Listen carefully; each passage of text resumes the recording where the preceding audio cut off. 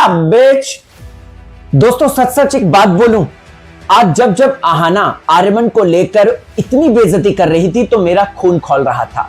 प्रियंका चाहर चौधरी का किरदार एक वैम्प का किरदार भी बन सकता है। प्रियंका की वर्सेटैलिटी आज हमें समझ में आई कि ये एक्टर कितनी बेहतरीन है। उसके साथ साथ अपने एक्टिंग के दम पे जो लड़की अपनी तरफ प्यार को अट्रैक्ट कर सकती है, जनता का प्यार अपनी तरफ खींच सकती है, वहीं आज के एपिसोड को देखने के बाद जनता कहीं ना कहीं अपनी नफरत भी उस कैरेक्टर की तरफ दिखा सकती है। ये प्रियंका का पावर हाउस परफॉर्मेंस है। रविश को पड़ा थप्पड़, आज दोस्तों मजा आ गया। भरनी ने प्रॉपर तरीके से उसको जो ट्रीटमेंट दिया है, मेरा दिल खुश हो गया। काला ड्रैगन वापस आ चुका है और ये वही ड्रैगन है जो कि गंगा मैया में डुबकी लेकर मर चुका था। तिजोरी 780 क्या है, उसके पीछे का आखिरकार राज क्या है? करण कुंद्रा के किरदार ने आखिरकार उस तिजोरी के अंदर ऐसा कौन सा खतरनाक एक फॉर्मूला रखा है जिसे नन अदर देन चिंगिस्तानी पाना चाहते हैं? तो बहुत सारे सवालों के बहुत सारे जवाब हैं दोस्तों।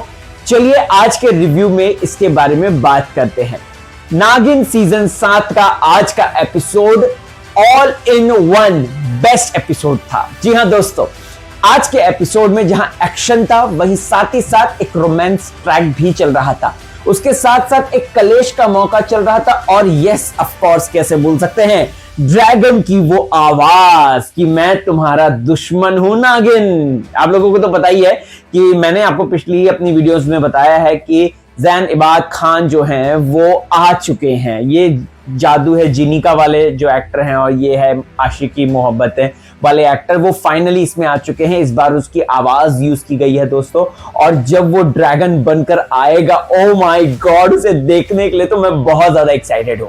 लेकिन उस ड्रैगन तक की जर्नी में हमें प्रियंका चाहर चौधरी का संघर्ष नजर आएगा। रामोस मिसाइल जिस तरीके से अंतरिक्ष में जाने वाली है और वो ड्रैगन जिस तरीके से उसे रोकेगा, भाई वो सीन बड़ा जबरदस्त होने वाला है बॉस।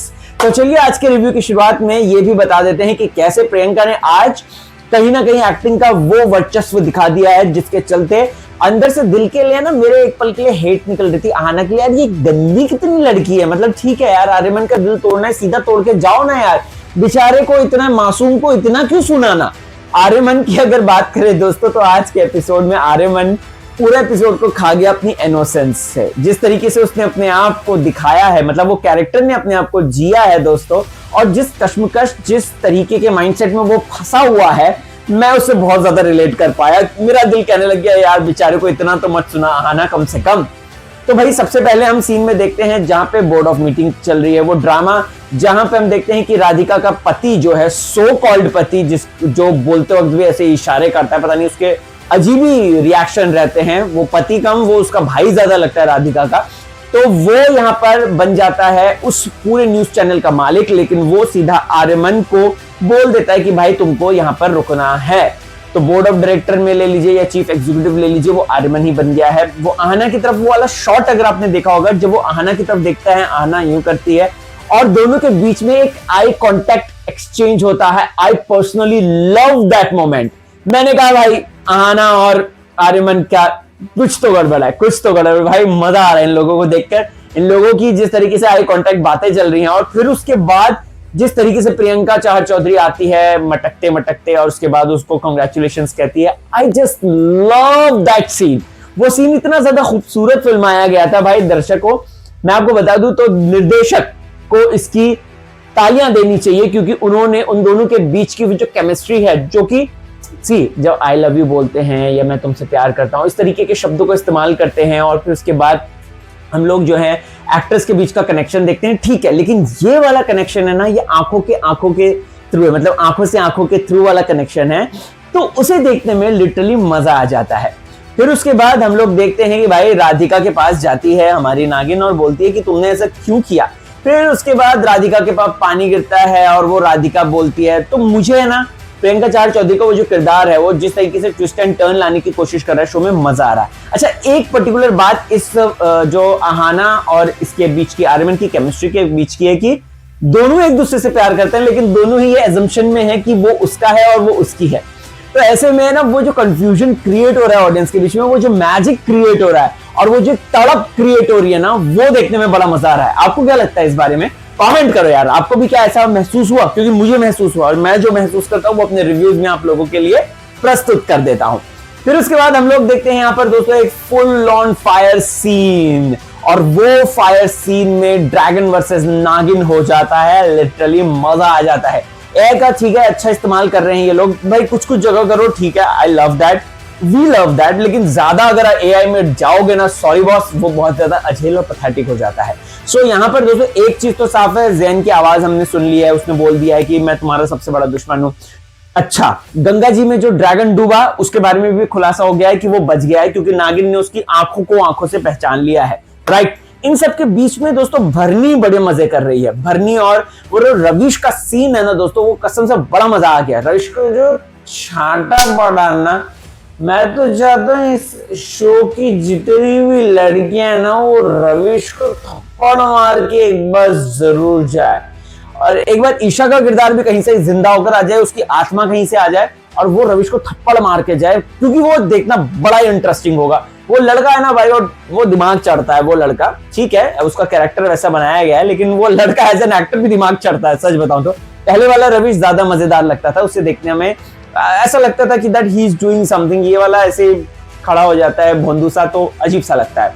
खैर, नो हेट टुवर्ड्स हिम, लेकिन हाँ जो ओपिनियन है वो मैंने आपको बता दिया। उसके बाद हम लोग यहाँ पर आर्यमन और आहाना के बीच की वो जो फायर को देखते हैं, जब उसने राधिका को पकड़ा होता है, वो आती है, वाह वाह सूरी जी वाह, आर्यमन तुम तो ये चाहते हो, तुम तो वो चाहते हो।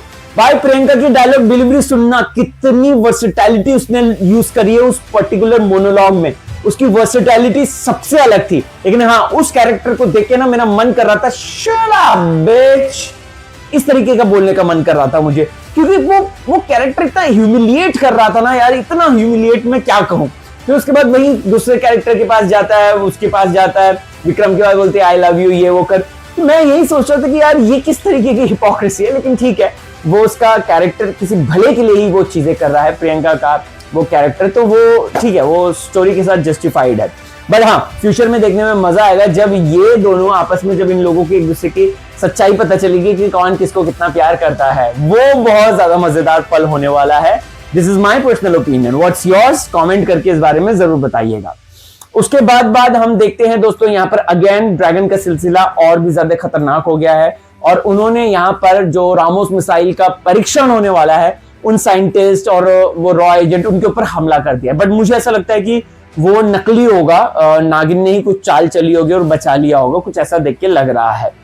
खैर, वैसे कल का बड़ा इंटरेस्टिंग एपिसोड आने वाला है, I am very excited for that, and I hope so आप मेरे सारे कुंडली प्रेडिक्शन और टैरो रीडिंग्स देख ही रहे होंगे। सो इसी तरीके से चैनल को सपोर्ट कीजिए प्लीज। नया हूं यहाँ पर, ये कुछ नया कर रहा हूं, पास में तो आपने मुझे देखा है, लेकिन ये कुछ नया है, हटके है, तो यहाँ पर सपोर्ट प्लीज कीजिएगा। इस चैनल को सब्सक्राइब करें और इंस्टाग्राम पे मुझे फॉलो जरूर कर लें, राहुल भोज आईडी है।